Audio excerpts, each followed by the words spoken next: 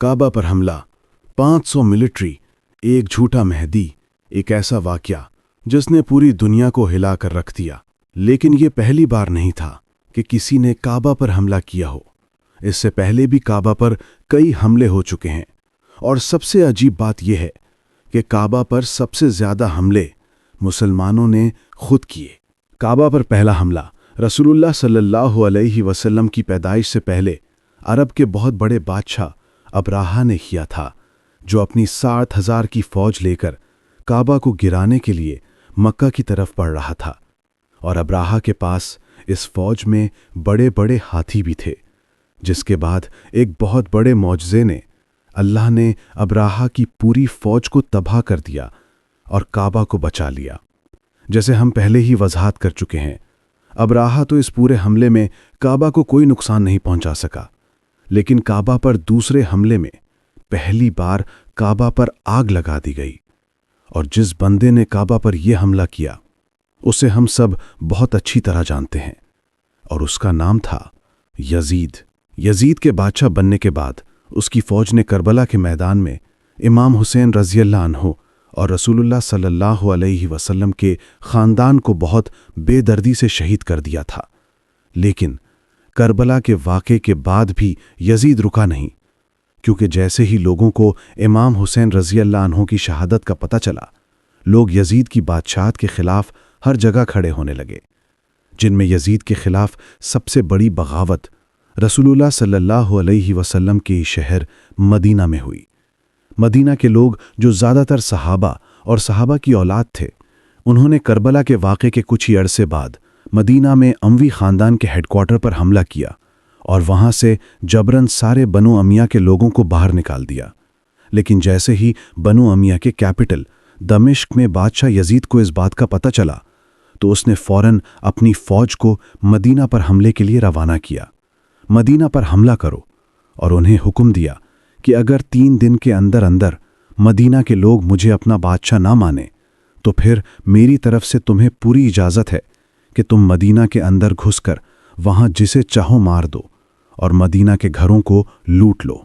जैसे ही यजीद की फ़ौज मदीना के पास पहुंची, वो ये देखकर हैरान रह गई कि मदीना वालों ने एक बार फिर मदीना के सामने वही खंदक दोबारा बनाई थी, जो इससे बहुत साल पहले रसूलुल्लाह सल्लल्लाहु अलैहि वसल्लम ने जंग खंदक में बनाई थी।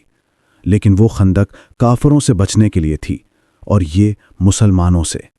लेकिन इस बार यजीद की फ़ौज से मदीना की खंदक मुसलमानों को नहीं बचा सकी, जिसके बाद यजीद की फ़ौज ने मदीना में घुसकर 3 दिन तक सहाबा और उनके बेटों का कत्ले-आम किया और यजीद के हुक्म से मदीना में सहाबा के घरों को लूट लिया। और कुछ किताबों में तो यहाँ तक लिखा है कि यजीद की फ़ौज ने मदीना में कुछ औरतों का रेप भी किया। यजीद के जुल्म से मदीना से कुछ लोग अपनी जान बचाकर मक्का की तरफ भाग गए, जहाँ उस वक्त एक बहुत बड़े सहाबी अब्दुल्ला बिन ज़ुबैर रज़ियल्लाहु अन्हु भी यजीद के ख़िलाफ़ खड़े हुए थे और उन्हें खलीफा मानने से इनकार कर दिया था। तो अब रसूलुल्लाह सल्लल्लाहु अलैहि वसल्लम के शहर मदीना को तबाह करने के बाद यजीद को कोई शर्म नहीं आई और उसने दोबारा अपनी फ़ौज को हुक्म दिया कि अब मदीना से मक्का की तरफ जाओ और वहाँ उस बड़े सहाबी अब्दुल्ला बिन ज़ुबैर को पकड़कर मार दो। लेकिन मक्का पर कब्ज़ा करना कोई आसान काम नहीं था। मक्का में अब्दुल्ला बिन ज़ुबैर रज़ियल्लाहु अन्हु अपने साथियों के साथ मक्का को डिफेंड करने के लिए बहादुरी से खड़े थे। यजीद की फ़ौज 40 दिन तक मक्का पर हमला करती रही, लेकिन आखिर उन्हें समझ आ गई कि हम तलवारों के साथ तो इनसे कभी नहीं जीत सकते। तो उन्होंने तलवारों को छोड़कर अपने तोपों को आगे किया और पहली बार मक्का पर गोले बरसाने लगे। और तारीख़ में पहली बार मक्का जैसी मुक़द्दस शहर पर बमबारी होना शुरू हुई, यहाँ तक कि कुछ बड़े बड़े पत्थर सीधा काबा को भी लगे। लेकिन इस सारी बमबारी के बाद यजीद की फ़ौज मक्का पर कब्ज़ा नहीं कर सकी। आखिर एक रात जब मक्का वाले अपने कैंप में सो रहे थे, यजीद की फ़ौज से एक बंदा रात के अंधेरे में आगे बढ़ा और अपने तीर को आग लगाकर उसे मुसलमानों के कैंप पर फायर कर दिया। ये तीर सीधा जाकर मुसलमानों के कैंप पर लगा और वहाँ एक बहुत बड़ी आग लग गई। लेकिन अब मसला ये था कि जिस कैंप में आग लगी थी वो काबा के बिल्कुल करीब था اور مکہ کے صحرا میں رات کی تیز ہواؤں کی وجہ سے یہ آگ آہستہ آہستہ کعبہ کی طرف جانے لگی، اور اس طرح تاریخ میں پہلی بار پورا کعبہ جلنے لگا۔ کافی وقت تک کعبہ اسی طرح جلتا رہا اور سارے مسلمان یہ منظر دیکھ کر حیران کھڑے تھے۔ یہ سب کچھ آف کورس یزید کی وجہ سے ہوا تھا، لیکن یہ یزید کی زندگی کی آخری بڑی غلطی تھی، کیونکہ جیسے ہی کعبہ پر آگ لگی اس کے کچھ ہی دنوں بعد یزید بن معاویہ مر گئے اور اس کی فوج مکہ پر قبضہ کیے بغیر ہی واپس چلی گئی۔ اب یزید کی فوج تو چلی گئی، لیکن کعبہ کی دیواریں بالکل جل چکی نہیں اور کعبہ بہت ہی کمزور ہو چکا تھا۔ لیکن عبداللہ بن زبیر نے کعبہ کی عمارت کو فوراً ٹھیک نہیں کیا تاکہ پوری دنیا کے مسلمان خود مکہ آ کر یزید کی اس بے شرمی کو اپنی آنکھوں سے دیکھیں کہ اس نے کعبہ کے ساتھ کیا کیا ہے۔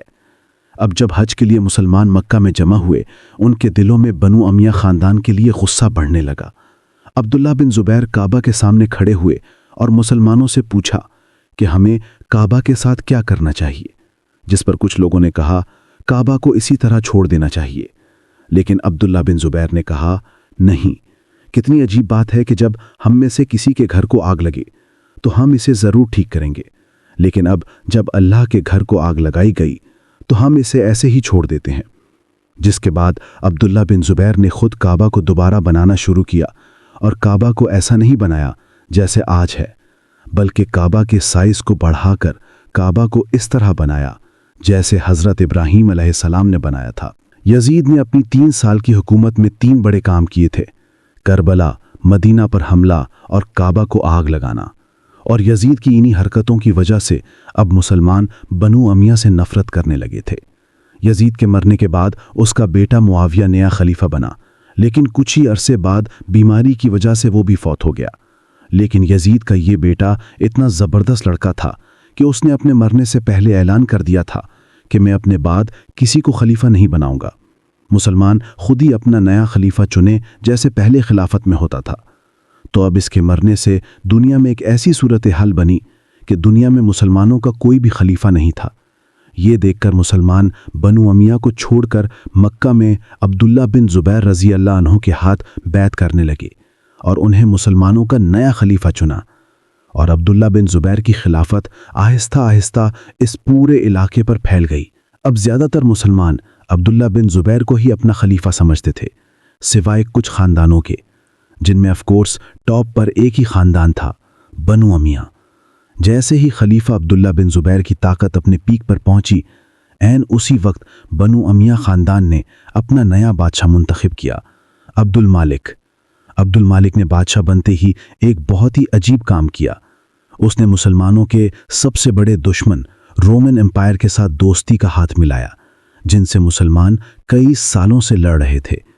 لیکن عبد المالک رومن امپائر کے بادشاہ کو ہر ہفتے 1000 گولڈ کوائنز دے کر اس سے بھیک مانگنے لگا کہ برائے مہربانی ہم پر حملہ مت کرو، کیونکہ میری لڑائی تمہاری رومن امپائر سے نہیں بلکہ مکہ کے ایک بہت بڑے صحابی خلیفہ عبداللہ بن زبیر سے ہے۔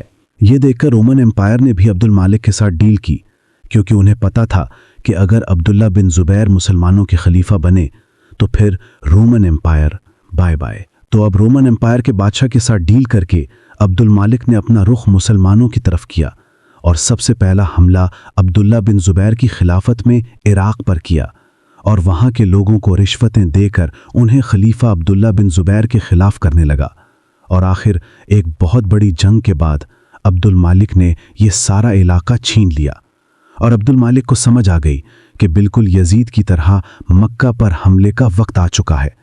عبد المالک نے اپنے سارے جنرلز کی ایک بہت بڑی میٹنگ بلائی، جس میں عبد المالک نے سب کے سامنے کھڑے ہو کر کہا کہ تم میں سے کون ہے جو مکہ پر حملہ کر کے عبداللہ بن زبیر رضی اللہ عنہ کو مار دے۔ یہ سن کر اس کے سارے جنرلز چپ کر کے بیٹھے ہوئے تھے، کیونکہ وہ دوبارہ کعبہ کے ساتھ وہ نہیں کرنا چاہتے تھے جو یزید نے کیا تھا۔